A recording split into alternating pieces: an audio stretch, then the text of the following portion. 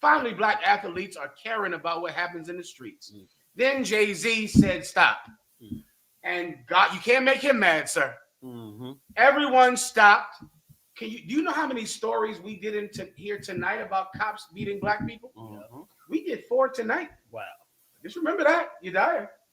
We did 4 stories tonight about the abuse that the white cops are doing to unarmed black men and women. We did 4 in the first hour of this show. Nobody cares. We thought it was going to matter. Here's what is just so true. History proves it's true. There is nothing that a celebrity can do to change the lives of blacks and Hispanics. They are an abomination to God. There's nothing that they can do or say. You would like it to be them that lead you out of captivity, but it's just not going to be them. So as far as Sir Kendrick Lamar and what he did, right? Maybe it was art. So some people think it was great. Some people like the Django Unchained. Some people don't. Some people like 70s black exploitation movies. Some people think that they exploited black people. Right. None of them is going to change the ghetto or the body or the reservation. You'll have to do that. That's right. That's just the sad truth of life. You'll have to do that. Can I tell you who was, sir, last point? Can I tell you who had nothing to do with the Super Bowl? They didn't have any players there. They were not on the halftime show. The Chinese, the Arabs, the East Indians, the Pakistanis. The Chinese do have bus companies that go all over the country, like you mentioned earlier. I don't know if they know about that.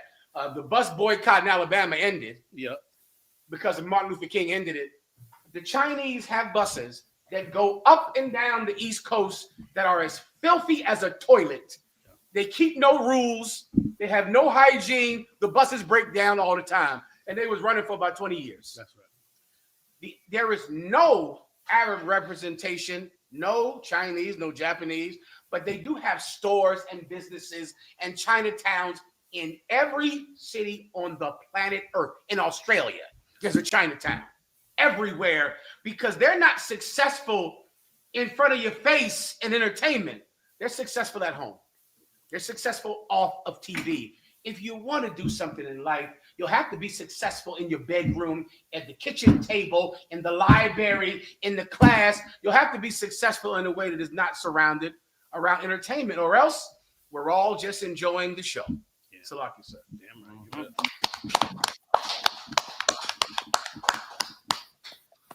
What are you done?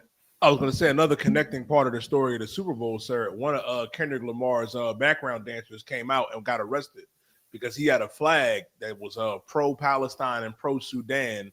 And I got a story about with Trump in South Africa, sir, if I could read it. Come, please. Wait a minute. Sir. They arrested him for taking the flag out? He pulled it out and tried to do a protest for Palestine in the middle of the performance, which ain't allowed. I understand. Which once again, why can't we do that for us? You know what I'm saying? Why did it happen? Why do we got to be the one to pull out a Palestinian flag at a black performance for the Super Bowl? Why can't we pull out a black flag for all the death and murder of us, which is far more than they killed the Palestinians? Got it at one. Like our number is way worse than, who they killed with the Palestinians. So why can't we pull out a flag for us at the very Super Bowl that we tried to protest at that got shut down? You're going to defy being shut down to make sure the Palestinians get hurt.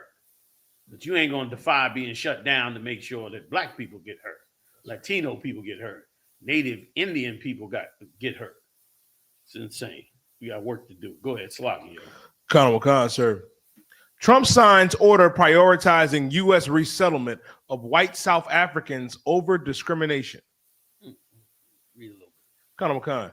After years railing against immigrants coming to America, Donald Trump signed an executive order Friday to prioritize the U.S. resettlement of white South African refugees suffering from what he called government-sponsored